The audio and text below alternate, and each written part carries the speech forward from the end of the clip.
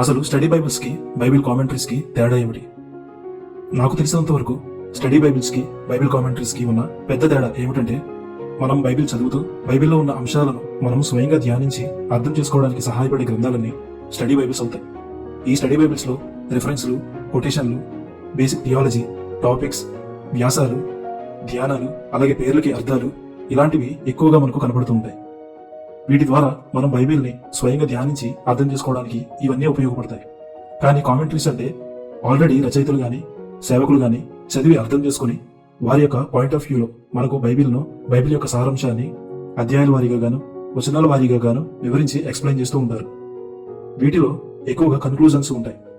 ప్రతి స్టడీ బైబిల్లోనూ కొంచెం వ్యాఖ్యానకర్త యొక్క వ్యాఖ్యానం ఉంటుంది. అలాగే ప్రతి వ్యాఖ్యాన గ్రంథంలోనూ కొంచెము స్టడీ నోట్స్లు కూడా ఉంటాయి. ఇలా గ్రంథంలో ఎక్కువగా ఏవి మనకు కనబడతాయో వాటిని బట్టి మనం అది స్టడీ బైబిలా లేక వ్యాఖ్యానమా అని తెలుసుకోవచ్చు.